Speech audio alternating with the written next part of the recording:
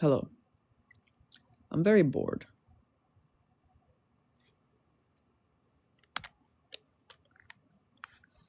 You guys are gonna watch me just sit here, okay? And if anything comes up, it comes up.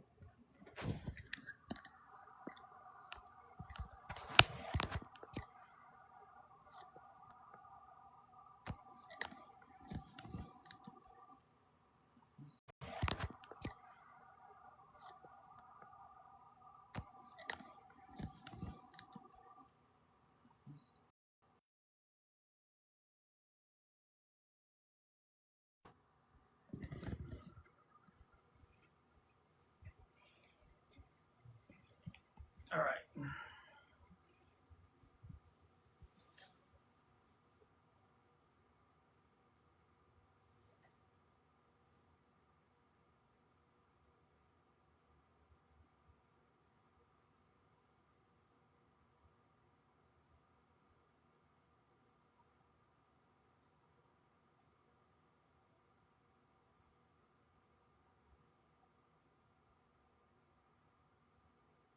Is it different? I can't tell.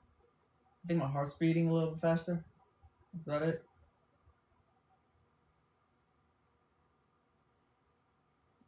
I'm not actually speaking now.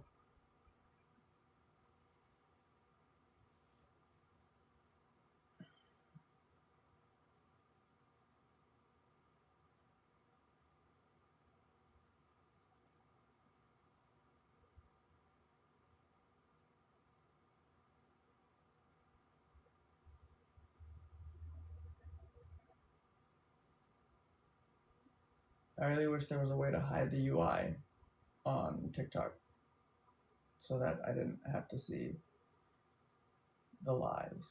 The like from the corner of my eye I can see like the chat just like going up a little bit.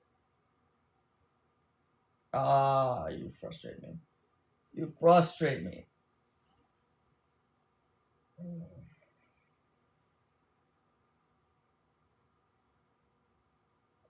I'm just not used to being alone. I'm not used to like I've been alone, but like I've always like interacted with the world through the internet, through posts, what the world was like, what was going on in the world. And now I'm just here talking. Well, I'm talking about what's going on in the world, but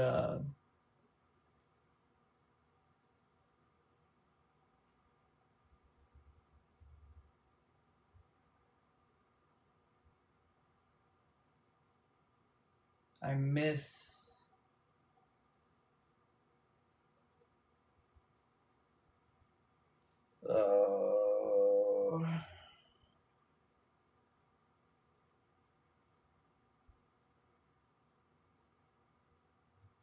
I don't know what I miss. I'm scared of what I turn into and who I become. And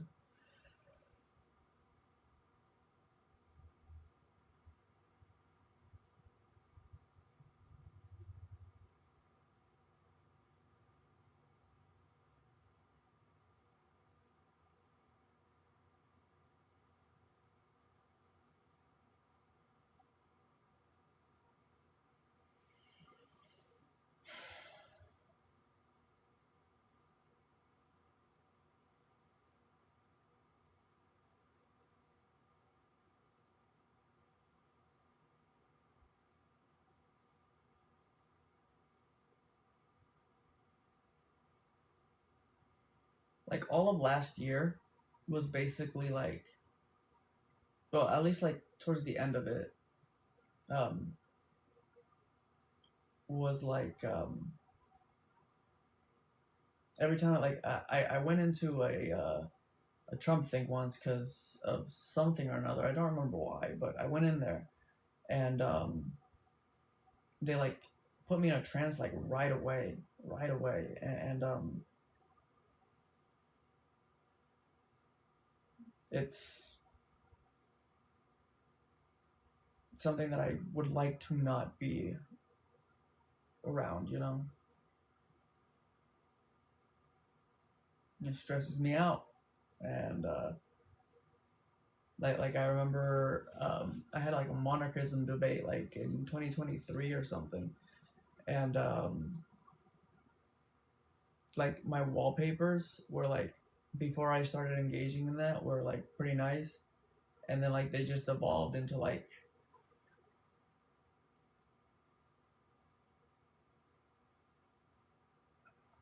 snakes and skulls and all this things. Oh, do you guys want to hear about the dream that I had once?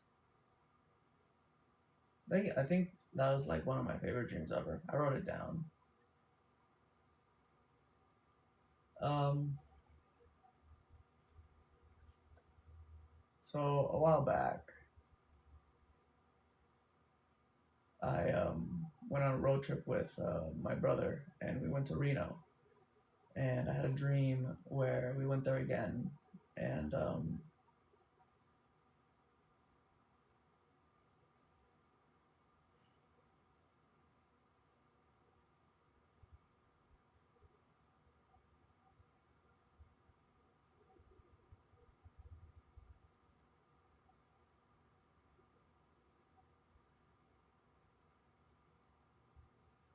I have it written down on my computer, but I don't want to like pull it up.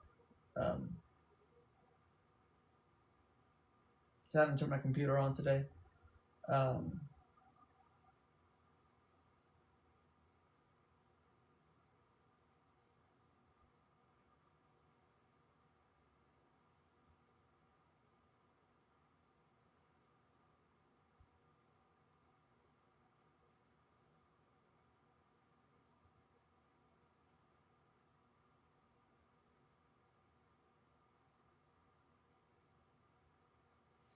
um, yeah, so I went to Reno, and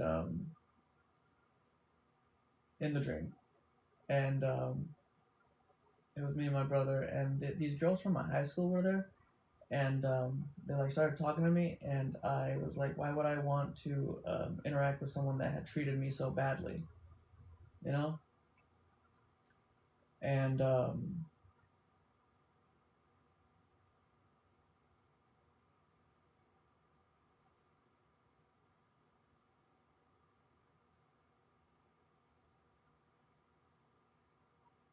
then my brother, he was like carrying a backpack, and he said that it was getting heavy, and I offered to carry it for him. And I took over the backpack, and then I like kind of left, and went to this bar that I remember being there. And then came back, and the girls were still there, but they were kind of like background characters. And it was just me and my brother, and we were talking. And then I said that the backpack was getting kind of heavy, and he pulled out a second backpack and was like, "Carry the book, transfer the books over." And I opened up my backpack, and there was like a whole bunch of books, like on the Roman Empire and Western civilization and all that kind of stuff. And he asked me if the last few years of my life had been worth it. Everything I'd been through, the damage that I'd caused, all of it. And I said, yeah, I wouldn't exchange it for the world. And then we went outside, and um, there was like a cliff or something like that. And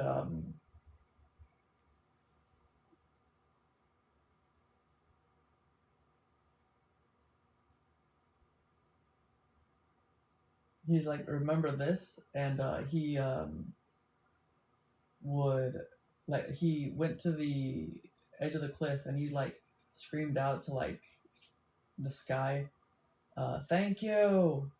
And then he went to the other edge of the cliff, and he was like, you're welcome. And there was like a vague remembrance of like something like that. Um, and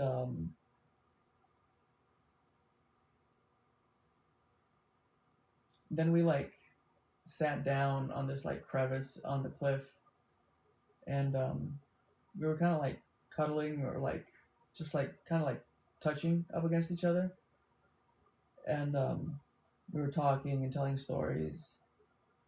And then I looked at my backpack, and the books that were in that backpack were fantasy books, stories, you know. And then then the crevice where we were at, the kind of like slinked, and we like kind of like got to like the base floor of um, the cliff edge, and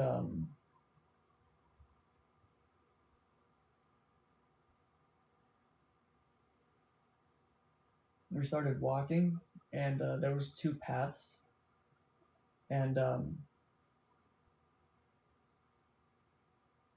it chose one path, and then this guy in a chariot, um, fiery chariot, came by and was like, "You're going the wrong way. You're going the wrong way." And I was like, "No, that's okay." And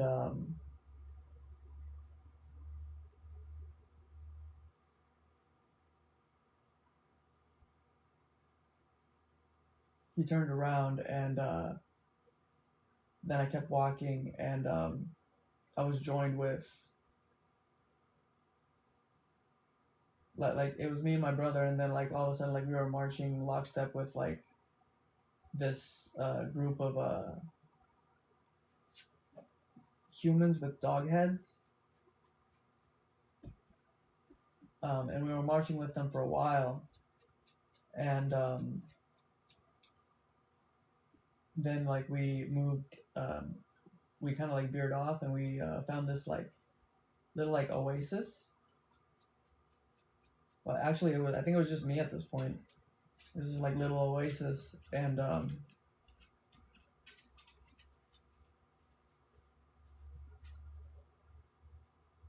this part here I don't remember.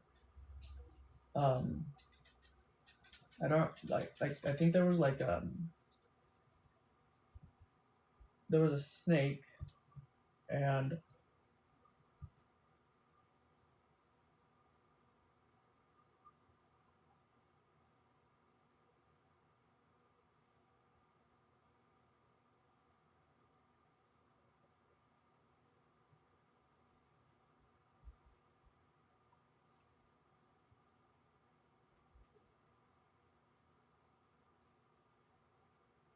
yeah, there was this. Okay, so like I got into the oasis. It was like like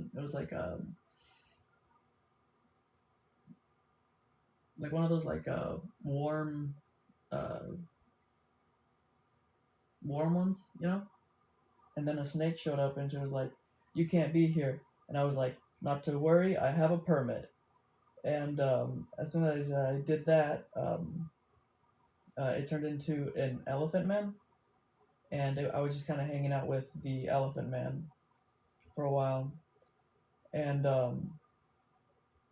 well, the hot springs. And while we were hanging out, I felt like this presence like start walking towards me, and I the snake appeared right next to me, and I grabbed the snake, and I put it. I used it as a sleeve into my arm, and then like my arm turned into a snake, and then I grabbed a lion, and I put that on as my own self, and then this like presence was like approaching me, and then I woke up, and then the first word that came to my mind when I woke up that day was Osiris. It was a cool dream.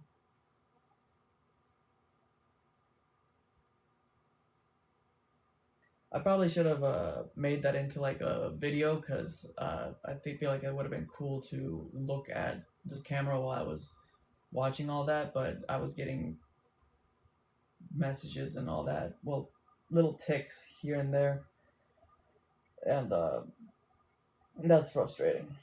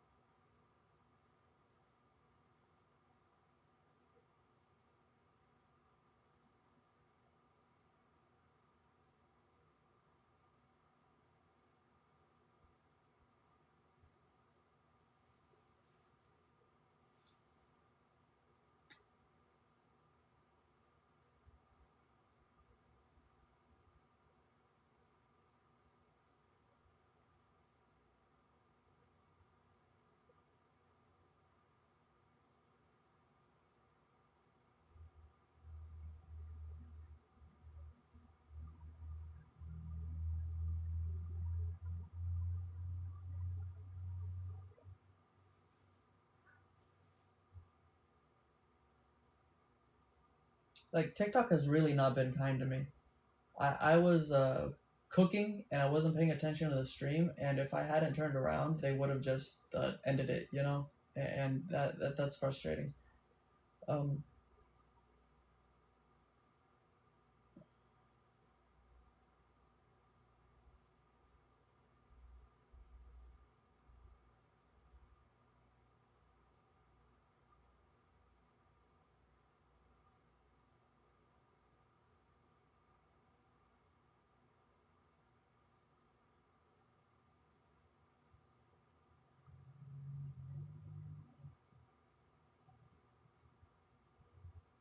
like the idea that I can't interact with the audience is kind of frustrating. Very frustrating. Incredibly frustrating.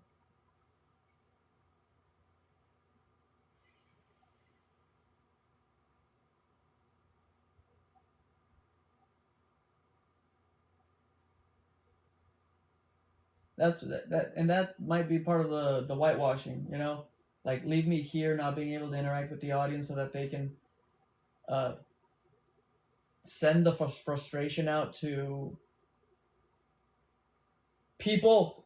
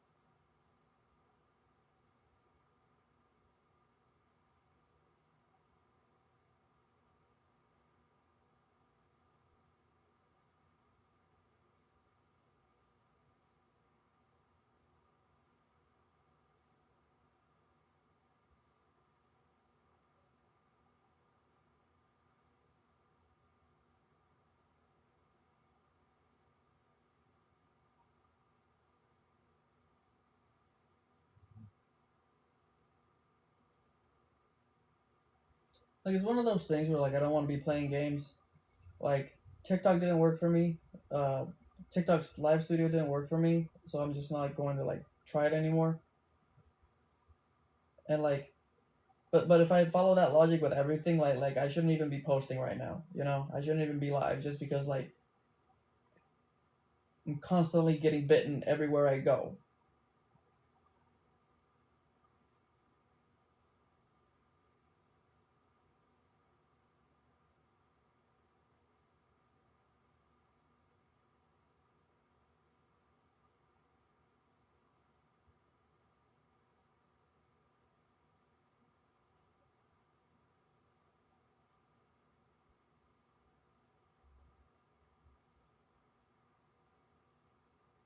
And like I think like this is what I was saying in that video. Like I'm worried about the white supremacy thing. Like I'm just whitewashing white supremacy being here in the epicenter of this thing.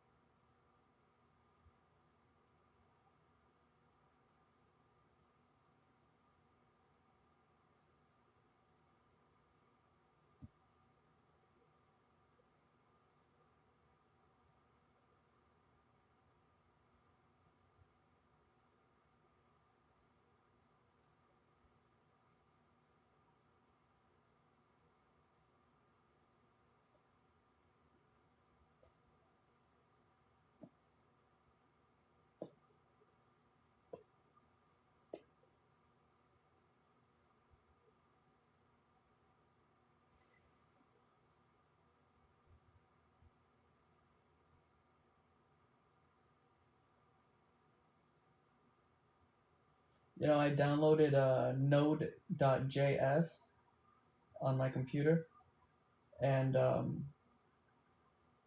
that's been like the thing that like keeps popping up on my thing, on my recommended. And I looked it up. I looked what Node.js was, and it's a completely separate, locally run like web browser, so that like like so basically like they're calling me like completely separated from the entire world. Like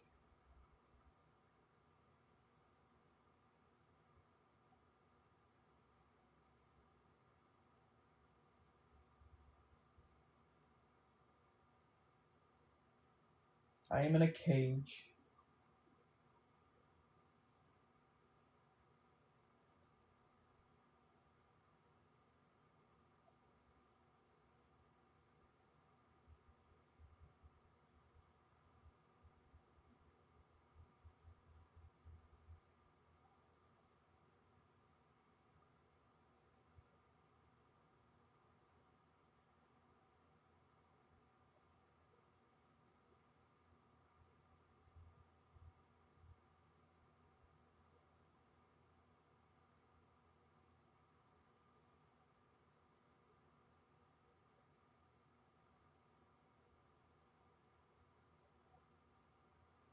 I have to make sure it didn't turn off.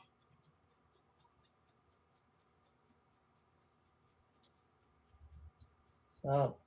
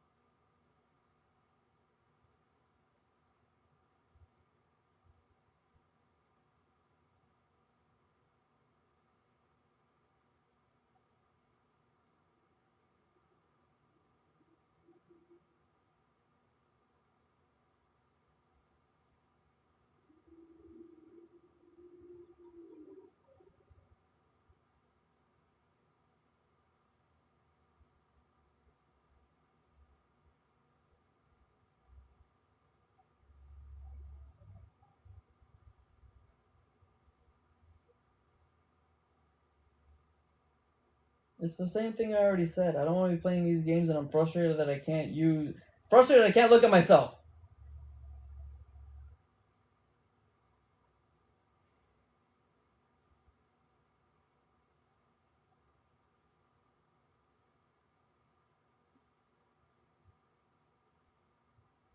Hey guys, I'm protecting myself from the fleas that continue to bite me, but enjoy the content. Yeah, enjoy this.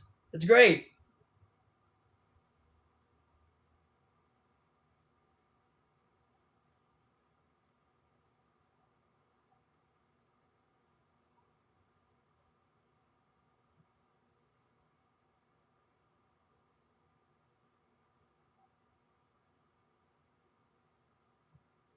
Pay no attention to the man behind the blah blah blah blah blah.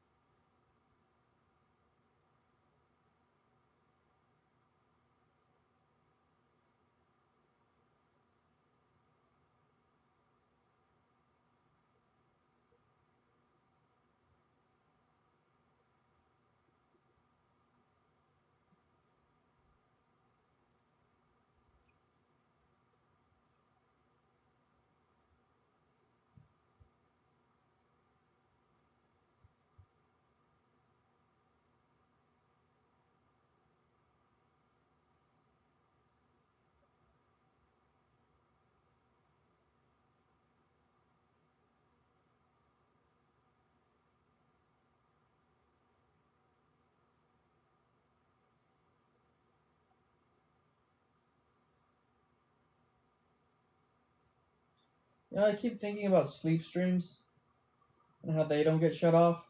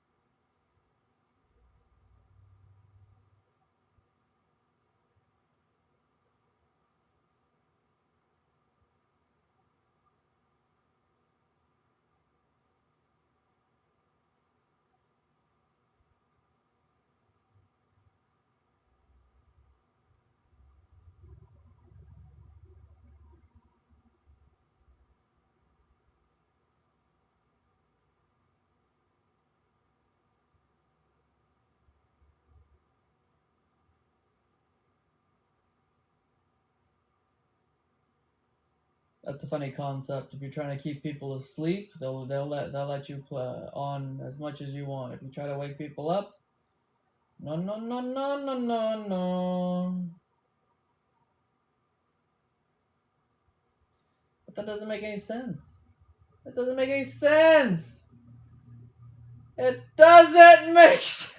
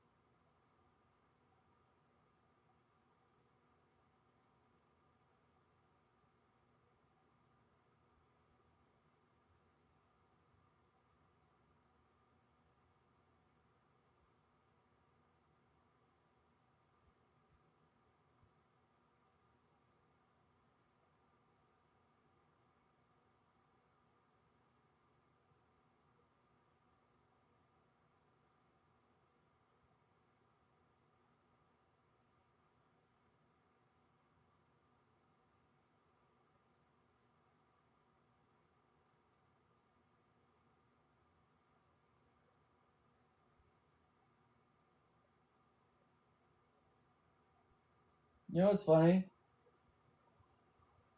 The Futurama episode, I Know What You Did Next Summer.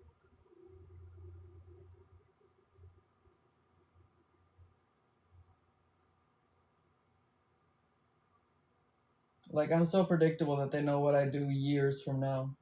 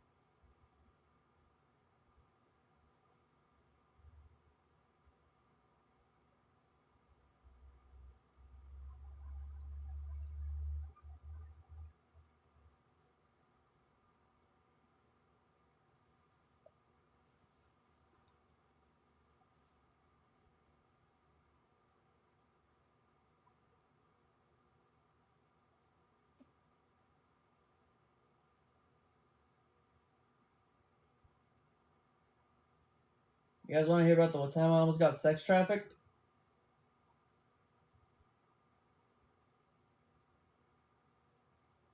Well, what I thought was sex trafficking. Well, it turned out to be sex trafficking, just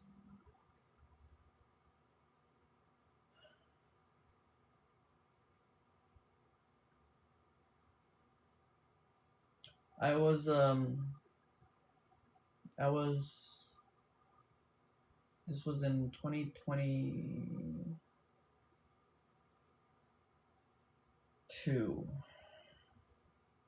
I went to Mexico to visit my dad, and I was there for a few months, and then my family went to Las Mujeres, which is the Isle of the Women, and we were there. We were spending time there. We went to this cabana thing. I don't know, and there was like layered pools, and I was sitting in one, and these guys were sitting at the table right next to me, and I was sitting by myself because I stay by myself. You know, I don't really um well with my family. I was with my family, but you know, like they were all off doing their own thing. So I was by myself, and these guys like were at the table next to me, and they started like talking to me, and they like came to my table and like we're all talking to me, and we were kind of like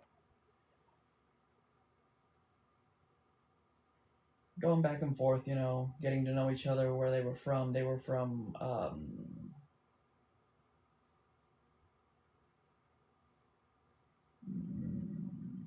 want to say Veracruz, but I'm not sure. No, Sinaloa. They were from Sinaloa. Um, were they from Sinaloa? I think so. I think so. I don't remember. But they were like we were all talking. We were talking about life, and two of them were from Sinaloa. Another one lived there in the island, and he said that he had some weed, and I hadn't smoked all the entire time I was there because it's hard to get weed in Mexico if you don't know people. And actually, I may have gotten a little some. I'm not sure. I don't remember. Maybe. Um, but while I was in the aisle, he said that he had weed, and he went to his house, and we continued to talk. And then he came back.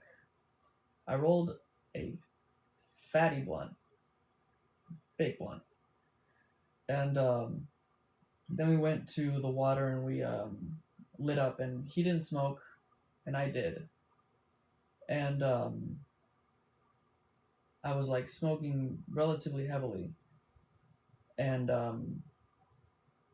he was like, "Slow down," and I was like, I've been smoking since I was a kid, you know." And I was I chiefed it pretty hard, and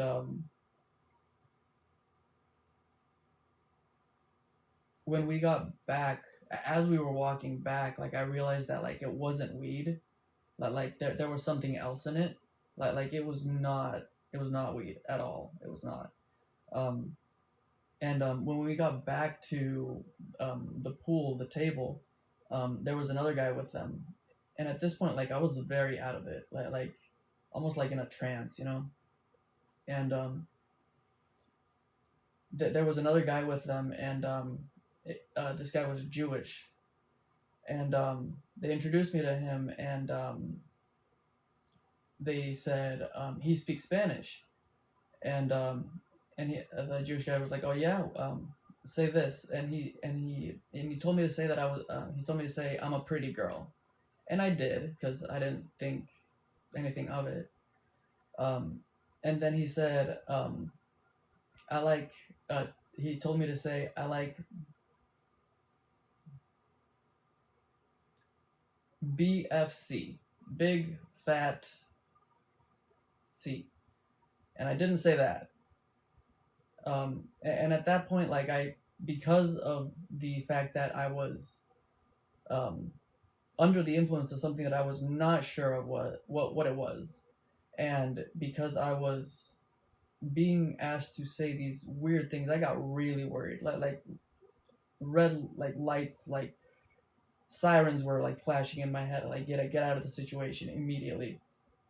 And I told them I'd be right back, and I went to go find my brother, and I told them, hey, we need to get out of here. And I asked them where my youngest brother was, because I got really scared. Like I was like, where's my family? Like I need to make sure that they were okay, you know. And I was like yelling out his name, like I was like, Jonathan, where are you? And he came out, and we left. We left in a hurry, and when we got home, the door was locked, and we were waiting, kind of like the gate was locked, so we were waiting by the road, and there was this like van that just like passed by me, and it was just like staring at me, and I got really worried. Again, like this entire time, like I was like stressing out, like what the heck is happening? And I ended up like hiding inside of the golf cart because I figured like if they were like to try to like reel me in, because like at this point like I was this is at the time where I was like investigating the CIA. This is the time where I was like doing my covert ops and all that kind of stuff. So if they wanted to take me out, that would be like the perfect time to take me out, you know. um, Traffic me, whatever I was investigating, they would like put me into that, you know. And so I hid in the golf cart. I figured, you know, I'd fight, kick, scream, whatever I had to if I needed to, but you know, get a little bit of protection. And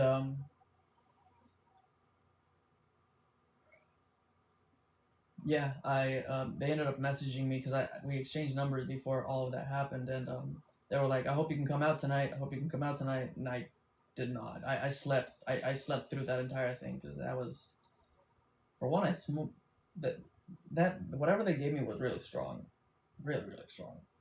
I threw up, I think. Um,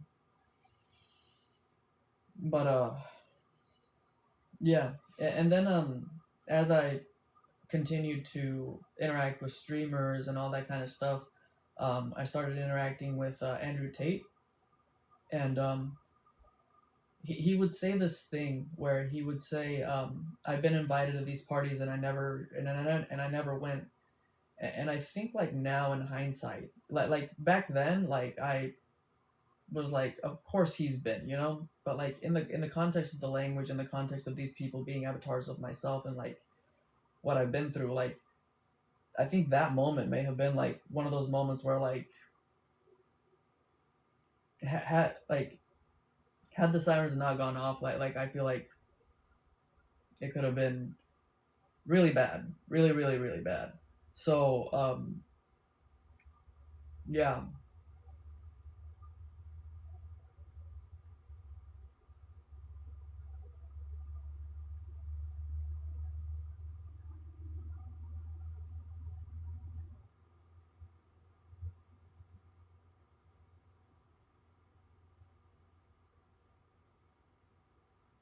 it's all part of the train tracks. Is that what you're telling me? Listen, man, if everything in my life is a test, yeah, I've been testing people my entire life too.